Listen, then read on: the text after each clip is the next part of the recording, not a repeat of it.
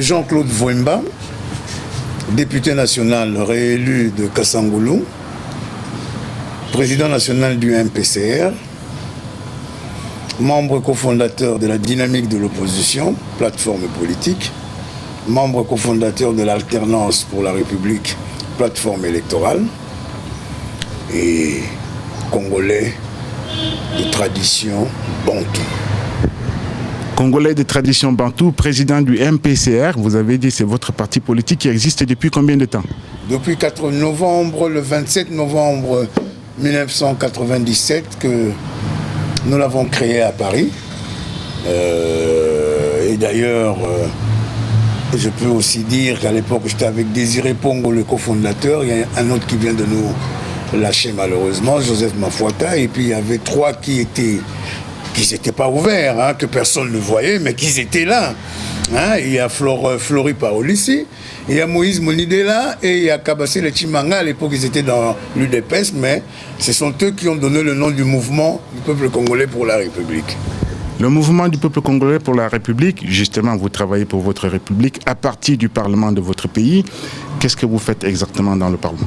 Oh, mais enfin, ça, c'est une question assez générale, hein, mais je vous souhaite...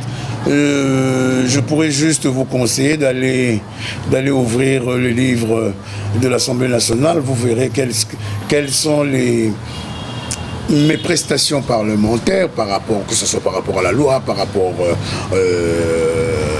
aux motions d'information, aux motions incidentielles, par rapport aux commissions parlementaires. Il ne faut pas oublier que je suis deuxième vice-président du groupe parlementaire UDPS et Alliés, le plus grand groupe de l'opposition à l'Assemblée nationale. Justement, ma question, c'était de savoir si vous agissez en tant que député de l'opposition ou député du système majoritaire. Là, vous avez répondu.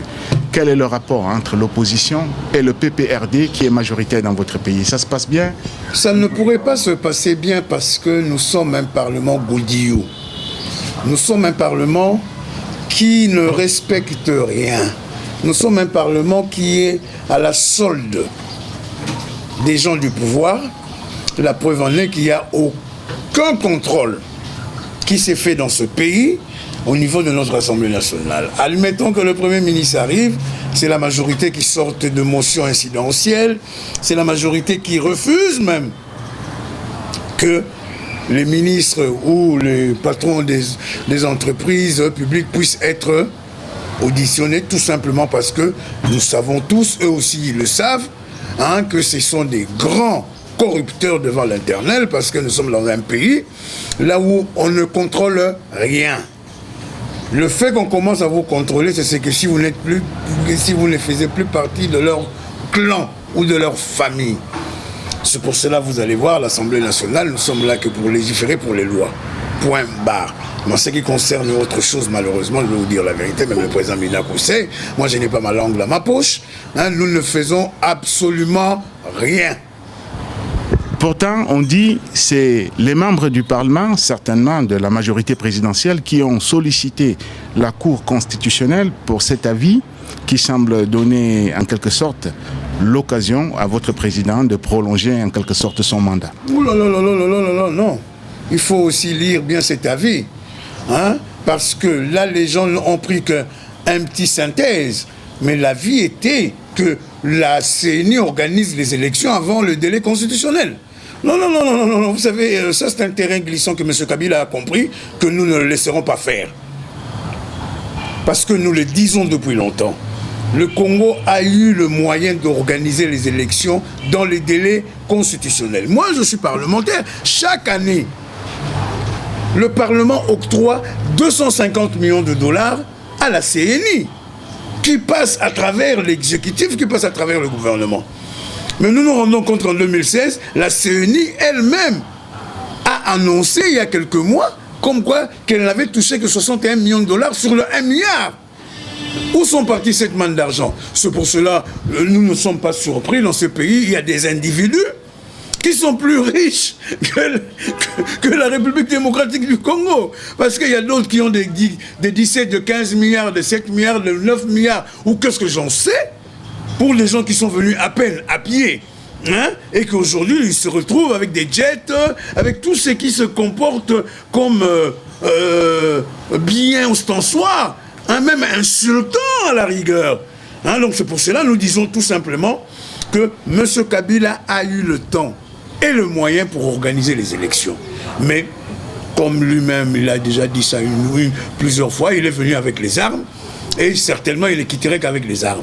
Mais les armes que nous allons mettre M. Kabila dehors, c'est la bouche. C'est le peuple congolais qui ne voudrait plus, parce que le peuple congolais veut l'alternance.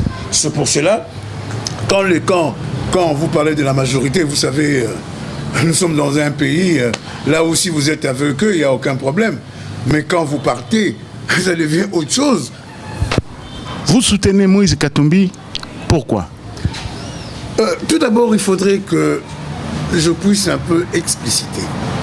J'ai connu Moïse Katumbi en 2004, parce que, étant un grand frère à M. Salomon Idi, depuis l'Europe,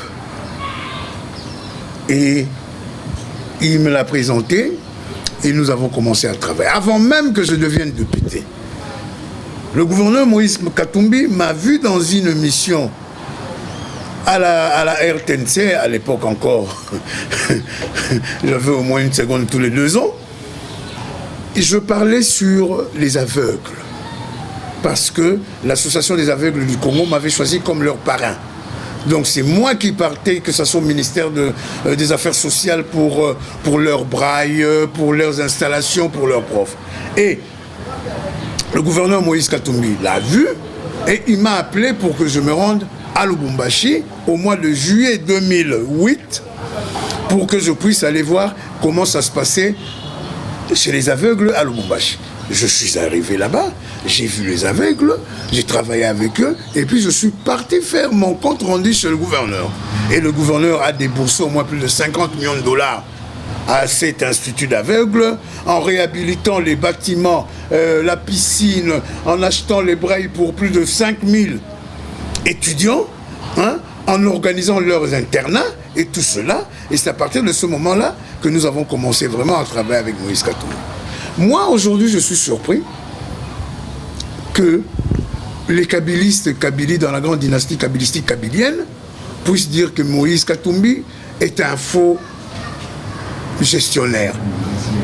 Donc, à partir de ce moment, on se pose bien les questions.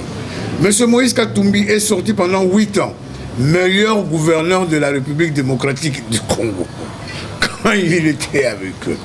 Mais comme M. Moïse voulait qu'on respecte la Constitution, il les a mis en garde de milliers de fois. Jusqu'à un moment ou à un autre, il a compris que les gens voulaient passer par force pour obtenir un 3e, ou qu'est-ce que j'en sais, même un 1000e mandat, autant qu'ils peuvent vivre jusqu'à 850 ans.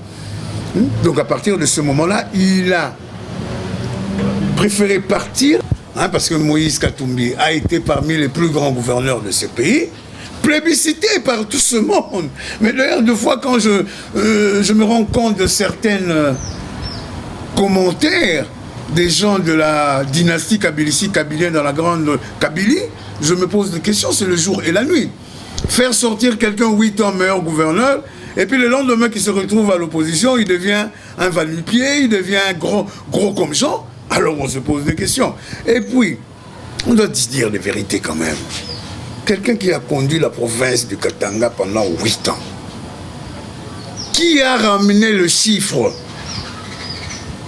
de l'OFIDA, donc de la DGDC, la douane, de 65 millions de dollars à plus de 2 milliards de dollars, sans compter l'OCC et tout consort. Et j'ai vu, et j'ai remarqué que Moïse Katumbi était un homme ferme. Vous avez appris quand M. Kabila, pour un chef de l'État, ce qui est anormal, faire de la délation, envoyer son conseiller spécial en matière de corruption, de blanchissement d'argent, de la drogue et qu'est-ce que j'en sais, amener une liste des gouverneurs et 2 ou 3 membres du comité de gestion de certaines sociétés chez le procureur général de la République. Et je vous dis, ça fait 1 année et demie que nous attendons que le procureur général de la République puisse les appeler. Curieusement, 15 jours après, c'est le même procureur de la République qui menace le peuple congolais en leur disant celui qui dira encore qu'il y a ces dossiers-là se trouve dans mon cabinet, je veux l'arrêter. Je l'ai mis à défi. Qui vient m'arrêter? Monsieur Luzolo Bambi, qui est le conseiller spécial de M. Kabila, au sortir du cabinet du procureur général de la République, a fait des interviews. France, TV5, RFI, Africa numéro 1, et qu'est-ce que j'en sais comme arsenal de communication. Et qu'il a bien dit. Parce que, le soir même, le gouverneur Moïse Katumbi a répliqué en disant « Je vous attends, organisez une commission, de venir ici à Lubumbashi, on saura qui sont responsables de plus de 7 milliards de dollars qui ne rentrent pas dans les caisses de l'État. » Nous tous, nous le savons. Alors, depuis ce jour, plus personne ne fait quoi que ce soit. C'est pour cela M. Moïse Katumbi est allé voir le président Tshisekedi il y a 6 mois, en lui disant ceci. Président, si vous n'êtes pas candidat, si vous êtes candidat, je vous soutiendrai.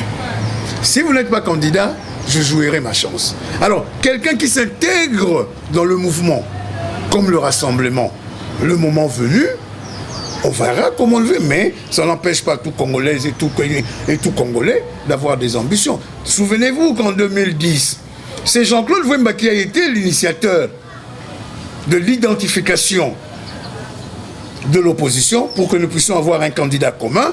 Et ces candidats, c'est le même Jean-Claude Wemba. Après une motion incidentielle à Fatima, a plébiscité Etienne Tshisekedi et que certains compatriotes sont partis faire un autre front. Le front, c'est ce qu'ils ont appelé Soutani.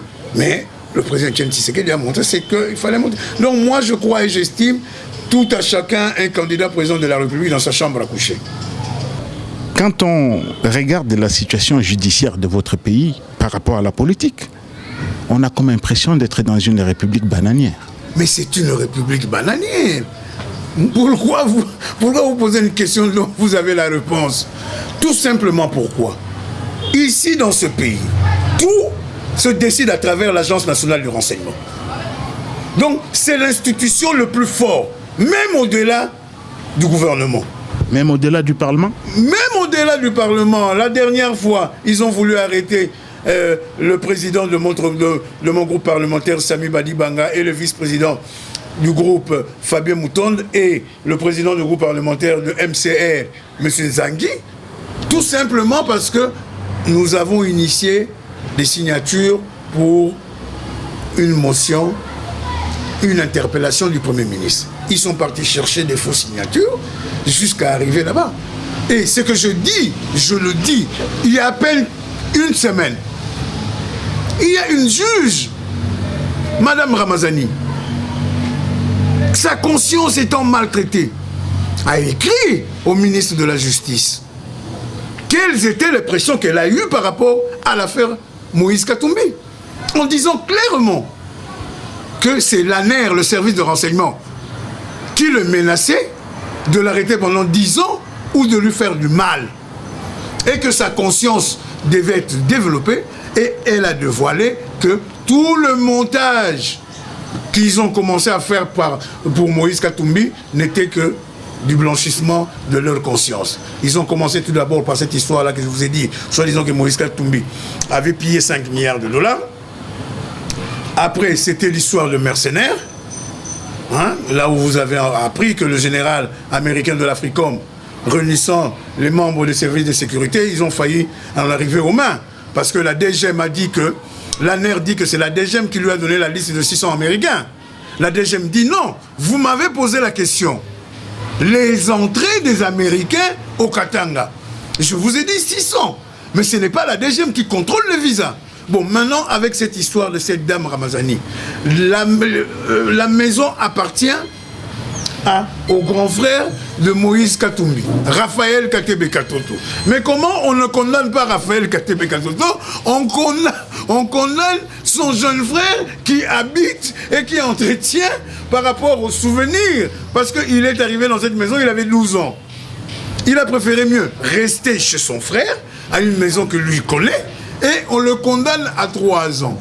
Plus pire encore, où avez-vous vu dans n'importe quel pays au monde Même à l'époque de la Gestapo, même à l'époque où nous avons connu de grands patrons de services de renseignement dans ces pays, les Victor Nendaka à l'époque de la Sûreté nationale, les Jean Foster Mandikala à l'époque de la Sûreté nationale, les Jacques Atenda à l'époque du CND, hein, et les Mbinga, tout ce monde-là, même les Ngwanda, Honoré Ngwanda Zabo, Jean Seti, Edouard Mokolo, Alain André Atundu Liongo, jamais les services de renseignement répondent ou écrivent pour une mise au point.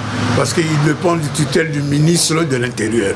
Mais dans ce pays, la sécurité est plus loin et dépasse même le ministère de l'Intérieur. Et ils ont répondu à la place du ministre de la Justice. Pince sans rire. Donc, au lieu de république bananière, c'est une république militaire. Mais comment voulez-vous que ça ne soit pas militaire, les gens qui vous prédisent? Si vous faites quoi que ce soit dans la rue, on va vous envoyer les militaires, on va vous envoyer les policiers, on va vous envoyer les agents de sécurité, et pour qu'on puisse se retrouver avec 412 corps à la fosse commune de Maluku. Chaque jour, les gens sont enlevés dans ces pays. Heureusement maintenant qu'ils sont prêtés par la communauté internationale, avec l'exemple du général Kanyama, qu'il sait déjà que son avenir n'est plus rose et que les autres vont suivre. Parce que nous ne pouvons plus accepter que nos frères, nos sœurs, nos mamans meurent à Béni alors qu'ils ont un président de la République. Il est parti là-bas, soi-disant, pour aller calmer cette affaire. Arrivé là-bas, à peine qu'il prenait son avion pour monter, il y avait des familles, maisons brûlées et tuées. Alors, nous disons clairement, c'est M. Kabila qui a l'armée, qui a la police, qui a les services de renseignement. Donc, s'ils arrivent quoi que ce soit demain, ça serait lui. Parce que nous, le peuple, qui se trouvons dans l'opposition, ou même le peuple sans carte d'identité, sans carte d'un parti politique comme hier, plus de 2 millions des Congolaises et des Congolais. Vous croyez que tous ont des cartes de parti politique? Non. Ils sont venus parce qu'ils veulent l'alternance. Et le message était bien propre que M. Kabila puisse comprendre que le 19 septembre, s'il n'y a pas ouverture des candidatures à l'élection présidentielle, le 20, nous allons commencer les actions et pour déclencher l'article 64 qui nous autorise à barrer la route, à mettre fin à un clan, enfin comme disait à l'époque Jean Poniatowski, à des amis et des coquins. Donc à partir de ce moment-là, pour nous, M. Kabila, son préavis, comme l'a dit hier le président Etienne Tshisekedi, commence le 20 décembre. Pardon, le 20 septembre pour s'arrêter le 19 décembre où nécessairement nous aurons du mal de l'accepter en tant que président de la République parce que, ayant échoué lamentablement, je vois très mal des grands professeurs qui sont avec M. Kabila, quand leurs étudiants échouent, je ne sais pas s'il leur faut monter des classes parce que il a échoué. Donc nous estimons que cette affaire doit prendre fin.